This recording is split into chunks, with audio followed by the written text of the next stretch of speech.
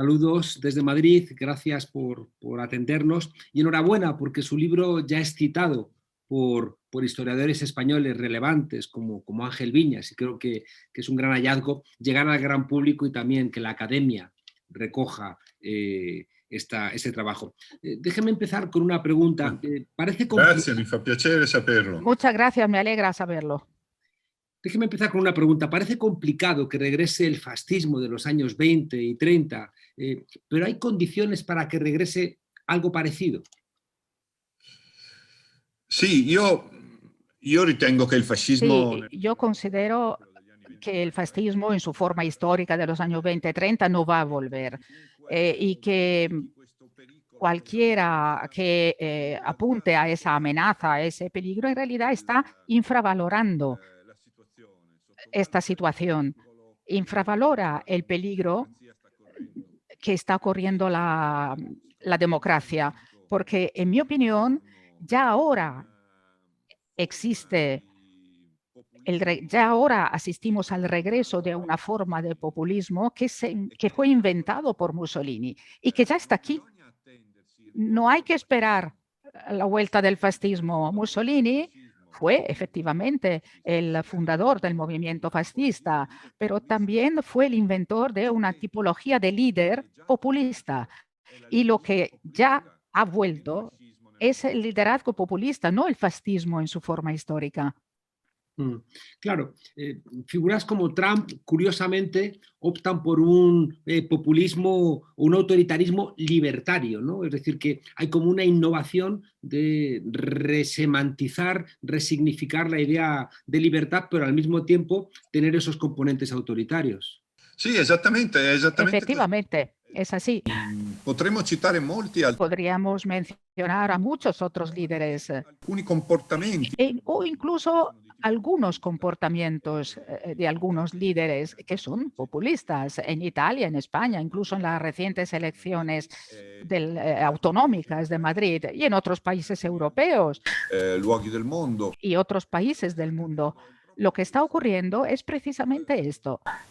Il nuovo populismo. El nuevo populismo que mantiene muchas características del populismo que inventó Mussolini, a diferencia del fascismo, no ejerce la violencia física como herramienta sistemática de lucha, sino que se mueve dentro de las reglas del juego democrático. Pero comparte con el populismo de Mussolini algunos rasgos fundamentales, empezando por el desprecio manifiesto hacia la democracia, sus reglas, sus instituciones, la propaganda antiparlamentaria, por ejemplo, que fue una característica del populismo de Mussolini de hace 100 años y que sigue existiendo como constante del populismo moderno. Mussolini inventó la expresión antipolítica. Es un invento suyo y en los populismos de ahora se repite constantemente. Además, es un tipo de liderazgo. Hay un tipo de liderazgo que aprende a conducir a las masas, no poniéndose delante de ellos, conduciéndolas hacia objetivos lejanos, elevados, difíciles de alcanzar, sino estando detrás, un paso atrás de las masas, olisqueando sus humores, que casi siempre son humores negros, son tendencias así oscuras, y las aprovecha. Mussolini lo decía, yo soy el hombre del después, un segundo después. Yo no antecedo a las masas, sino las sigo. Y eso nos lleva a una tercera característica fundamental del liderazgo populista, el de apostar casi siempre todo, apostarlo todo a la política del miedo, no a la política de la esperanza. Y esta es una de las intuiciones fundamentales de Mussolini. Mussolini procedía del socialismo. Era stato un giovane dirigente molto... Había sido un joven dirigente muy radical del socialismo.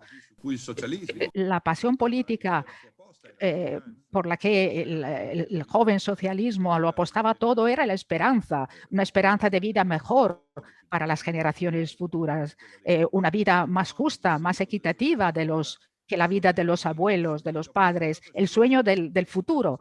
Después de haber sido expulsado del Partido Socialista, Mussolini se da cuenta de que en la era de la política de las masas que estaba empezando, habría una pasión política más poderosa que la esperanza. Y este era el miedo, el sentido de amenaza, el sentido de la amenaza de ser invadidos. Y los líderes populistas, desde Salvini a Trump y muchos más, son herederos de estos planteamientos, aunque no desciendan directamente de una cultura fascista.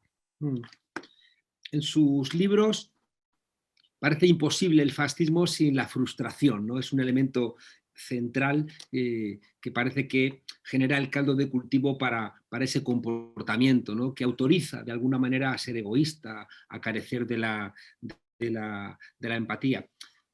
Claro, y eso nos lleva a entender que quizás sin una crisis no puede haber fascismo. Y eso nos lleva también a una pregunta, que es una simplificación, pero que quizá tiene algo de verdad. Y es preguntar si no es verdad que el fascismo es el plan B del capitalismo en crisis. Yo creo que...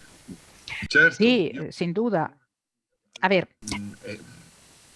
históricamente está demostrado y es evidente que el fascismo, el nazismo, sorgono da una profonda crisi. nacen de una profunda crisis social, económica y política de las democracias, que en aquella época además eran democracias jóvenes, eran todavía embriones de la democracia. No cabe duda de que sin la crisis histórica provocada por la Primera Guerra Mundial y sus consecuencias, el fascismo y el nazismo non sarebbero immaginabili. no se podrían ni siquiera plantear. Pero también es evidente Il dilagare dei que la difusión de los populismos, que yo creo que están en sus comienzos, ¿no? En su final, como piensan algunos, surge de la crisis de la democracia. Más que crisis del capitalismo, yo hablaría de crisis de la democracia más bien. Oggi in Europa occidentale Hoy en la Europa occidental, porque en la Europa oriental la democracia nunca la han conocido, en América, en Estados Unidos, la democracia obviamente está en crisis. No es una crisis juvenil, una crisis de crecimiento como en los años 20-30, sino una crisis de senectud. e i populismi. Y es ahí, en esa crisis, que aprovechan los populistas. No sé si es un plan B del capitalismo, Una ricaduta pero sin duda es una recaída, democrazia. una recidiva de la crisis de la democracia. Lo planteaba porque leyendo sus obras, claro, queda la pregunta abierta de si es una guerra cultural o es una guerra material, o son los dos tipos de guerras, de la misma forma que da la sensación, como usted plantea, que siendo Mussolini un socialista inicial y después deriva hacia una promesa de que ni capitalismo ni comunismo, pero por la noche sí que tienen alianzas claras con el sistema capitalista, ¿no? Entonces, ¿cómo entendemos esta conjunción extraña entre guerra cultural y guerra material que puede terminar en nombre de esa guerra cultural, no sé, invadiendo Abisinia? Sì, guardi, è vero che a livello di, come dire, di... Sí, es cierto que desde un punto de vista de la retórica oficial o la propaganda, Mussolini se ofrecía como una tercera vía entre el capitalismo de tipo liberal,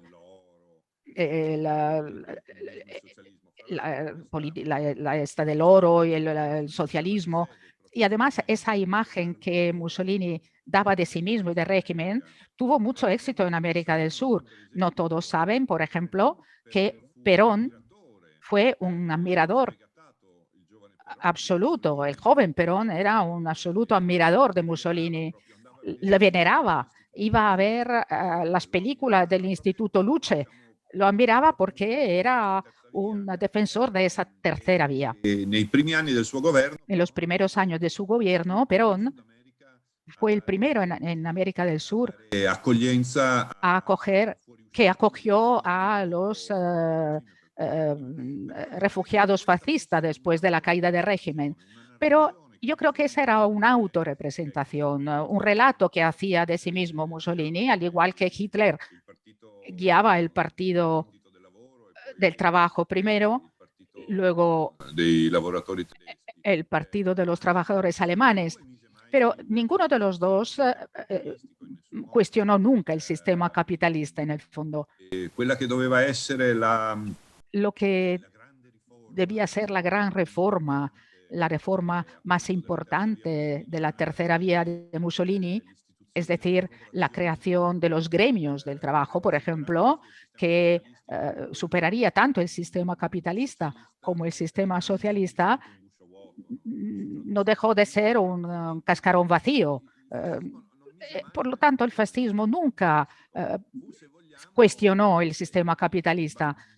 Si acaso, si hacemos un análisis materialista, creó otro sistema para que el capitalismo pudiera superar la crisis del Estado liberal, incluida aquellas pulsiones imperialistas tardías que llevaron al régimen a esa terrible página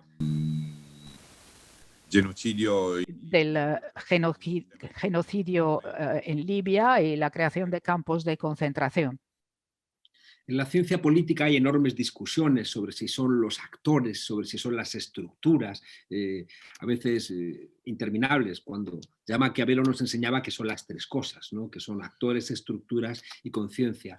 Y tiene Mussolini la fuerza de entender a su pueblo, ¿no? Tiene la capacidad de conectar con su pueblo. Y usted en las dos novelas, los dos libros, habla del ser humano, no habla de personajes de la Marvel, no superhéroes, sino que habla de gente común, de gente corriente, de gente ordinaria, pero que puede en momentos concretos tener comportamientos extraordinarios. Claro, la pregunta concreta que le hago es, ¿en qué medida el fascismo habla más a la condición humana que el socialismo, que está constantemente exigiendo comportamientos que es verdad que despliegan el espíritu, que hace que avance la democracia, pero que fuerzan a la gente a comportamientos que implican sacrificios? Sì, questa è una domanda molto interessante. Es una pregunta muy interesante, efectivamente.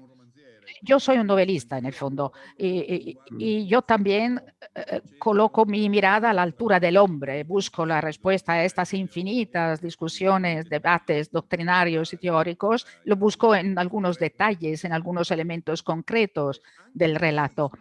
También el fascismo en aquella época, Il fascismo richiede bueno, y sobre todo el fascismo en aquella época, le pedía a los italianos teóricamente grandes sacrificios, predisposizione una predisposición casi heroica, un heroísmo popular, sacrificio de sí mismo por la patria, por la nación. Pero lo que usted dice es cierto.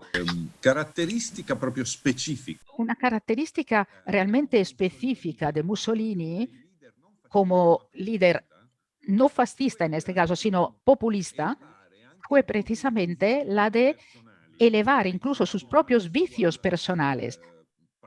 Pensemos en su erotomanía, por ejemplo, ¿no? Su pasión erótica.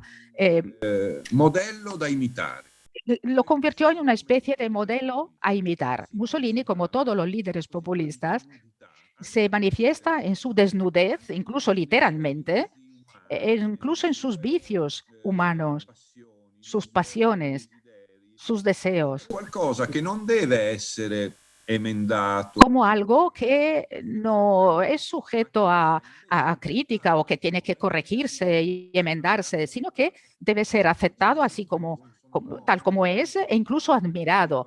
Mussolini dice, bueno, yo soy un hombre, me gustan las mujeres, estoy casado, pero yo sigo persiguiendo a todas las mujeres. Yo soy como vosotros y vosotros tenéis el permiso de ser como sois. No tenéis que sentiros culpables. Prácticamente es lo que hizo Berlusconi muchos años después. Y Trump igual. Y en esto usted tiene razón. El fascismo, diferente del socialismo, que siempre apuesta por la mejora de uno mismo, el progreso, la emancipación. È una sorta di lasciapassare, no? En cambio, el fascismo es una especie de visto bueno para las debilidades de la humanidad. Claro. Un salvoconducto para las debilidades del ser humano. Claro, y eso, sí, es la autorización de haced lo que queráis, yo lo hago, lo podéis hacer vosotros. Y eso se vincula con una de las partes para mí más estremecedoras, ¿no? Sobre todo del primer libro, que es, lo planteaba usted antes, el papel del miedo, ¿no? Y cómo en contextos de violencia los que ganan reciben el apoyo de los que son un poco más cobardes, ¿no? Y de alguna manera esa violencia que despliega el fascismo, si no encuentra un freno en otros movimientos, hace que la gente diga, me voy con los que ganan porque así garantizo de alguna manera que a mí no me va a pasar nada.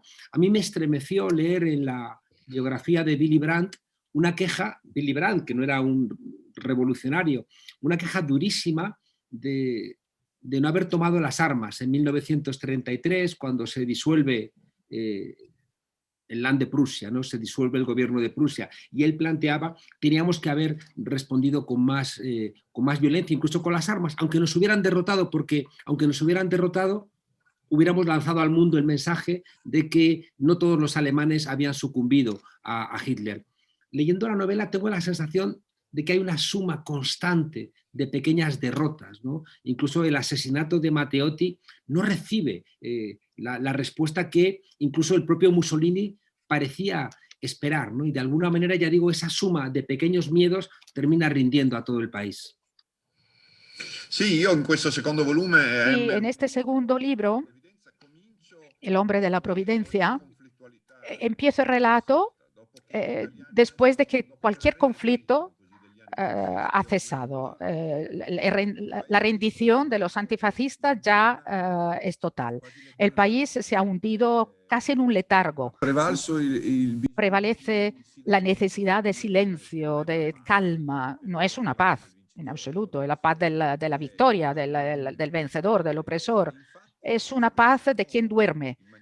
Y es desconcertante ver que tan solo 4 años después, en el momento en que Mussolini corrió el riesgo de perderlo todo a causa del repudio del fascismo causado por el horror del asesinato de Matteotti, pues en ese momento precisamente Mussolini alcanza su apogeo político en 1929, cuando le etiquetan, precisamente lo consideran, lo definen como hombre de la providencia por parte del Papa además. Y hay un punto de ruptura en la capacidad de lucha de las personas.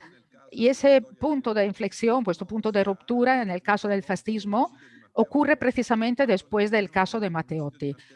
Cuando el asesinato de Matteotti consigue arrastrar el fascismo, está a punto de arrastrar al abismo el fascismo, la resistencia prácticamente de los antifascistas se derrumba y los fascistas triunfan porque, aunque al comienzo eran menos numerosos, tenían en la violencia su naturaleza. Y además, muchos por su oficio tenían la violencia como algo natural. Esa violencia fascista, además, no fue eficaz como tal, simplemente porque suprime físicamente a los adversarios, sino que además se convierte en un objeto de deseo, del deseo político por parte de grandes capas de la población. Incluso los pequeños burgueses, que por naturaleza no son violentos, empiezan a desear, en sentido simbólico, la violencia fascista como la posible solución de cualquier problema, de cualquier complejidad difícil de desentrañar en la vida de ese momento, la vida democrática de ese momento. Casi para terminar, claro, esa idea del deseo vincula algunos elementos actuales, ¿no? Como por ejemplo los nacionalismos excluyentes. Esa idea de deseo en el siglo XXI también incorpora a las mujeres, que vuelven a ser un cuerpo, ¿no? A conquistar. Esa idea del nacionalismo de alguna manera da un sustrato a gente que no tiene otra cosa, ¿no? Y ese discurso del fascismo y de Mussolini, ¿no? de esa Italia grande, es que resuena en el America First o aquí en las elecciones que acabamos de tener en Madrid, de Madrid primero, ¿no? Entonces, el problema es que te da una identidad fuerte, pero que necesitan víctimas, sean las mujeres, sean los enemigos de la patria, sean otros países. Sí, yo sono convinto que... Sí, yo estoy convencido diciamo così, quello schema di de que vittimizzazione aggressiva ese esquema de victimización agresiva que le permitió al fascismo a través de la propaganda, de la amenaza de una invasión, una amenaza de agresión desde el exterior, que en ese caso era el peligro de la revolución socialista, si basava y que se basaba en la posibilidad de una identificación simbólica con la posición, la situación de la víctima por parte de amplias capas de la población que se sentían precisamente víctimas de la agresión socialista o comunista, se sentían víctimas de una antigua clase dirigente que había demostrado ser corrupta, incompetente, ineficaz, se sentían víctimas dalle promesse, traicionadas por las promesas de los viejos políticos, traicionados por los acuerdos de paz de la Primera Guerra Mundial. Pues bien, a partir de esa posición de simbólica identificación con la víctima, en realidad desencadenaban una respuesta muy agresiva. di tipo oggi noi diremo sovranista. Hoy la llamaríamos nacionalista o soberanista. Yo creo que es totalmente, que es evidente que todo esto se está repitiendo a nivel global Acquisisce a livello locale, diciamo, y a nivel local luego pues se matiza con contenidos ligeramente distintos, pero el esquema es el mismo. Una última pregunta, profesor. Claro, Mussolini empieza como periodista y hoy vemos que los medios de comunicación se han convertido en herramientas esenciales, ¿no? Ya no somos capaces de diferenciar lo que es comunicación de lo que es directamente propaganda, ¿no? En la comunicación de Mussolini, la verdad parece que es sustituida por un relato que lo que busca es convencer sobre la base de las emociones, que recuerda mucho a lo de las fake news. La pregunta concreta sería, ¿qué hacemos, ¿no? Cuando otra vez los medios de comunicación se han convertido en los voceros de emociones al servicio de intereses que no son los de las mayorías? leggere i libri, per esempio. Por ejemplo, leer libros. Vede, lei ha perfettamente ragione. Usted tiene toda la razón. Ayer recordaba en una entrevista que la carrera política de Mussolini empieza como periodista. La rivoluzione che Mussolini La revolución que Mussolini introduce en el lenguaje político, la introduce primero en el lenguaje periodístico.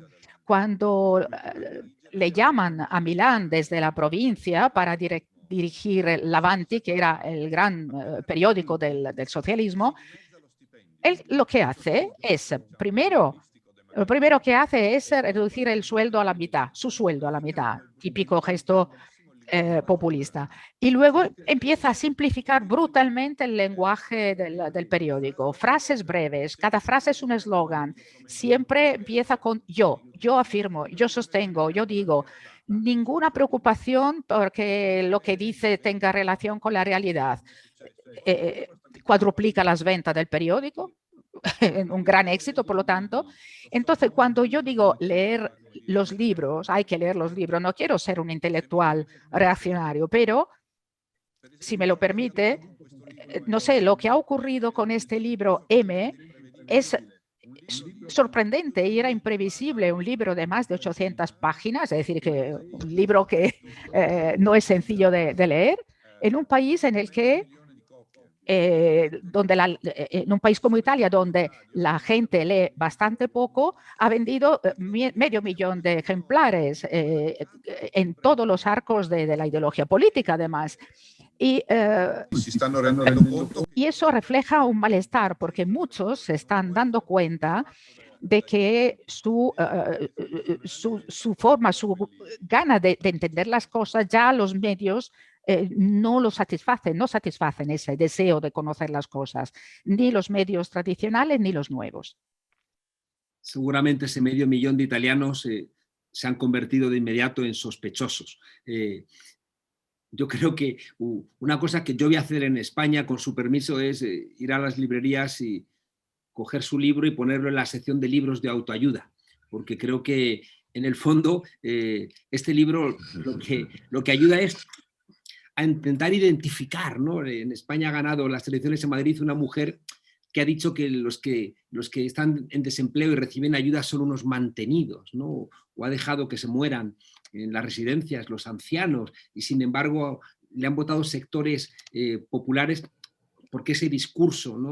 Hueco, vacío, sin embargo les ha emocionado y en un contexto de pandemia la gente necesita como un mensaje, ¿no? de después va a venir algo mejor, ¿no? Y creo que su libro es una advertencia de cuidado con comprar estas recetas vacías porque después la resaca es terrible. Guardi, le dico una cosa, che io credo che... Le digo una cosa, perdón, estaba hablando en italiano. En Italia, la clase dirigente non aveva mai letto così tanto. Nunca había leído un libro como M desde hace tiempo, por lo menos los que siguen leyendo libros. Me han contactado desde los partidos más distintos, más diversos, porque eran lectores apasionados. Algunos lo leen, como usted dice, como una advertencia. Otros, en cambio, yo estoy convencido de que lo leen para utilizarlo como un manual, un manual práctico para utilizarlo, vamos, para alcanzar sus objetivos. Profesor Scurati, muchísimas gracias por el esfuerzo, sobre todo porque reclama muchos años de trabajo y le podemos decir desde España que somos de los que lo leemos como vacuna, ¿no? Y por tanto, le tenemos que dar las gracias por la parte médica que implica este libro. Pues muchísimas gracias. Arrivederci. Arrivederci. Grazie a lei, buon lavoro. Ciao.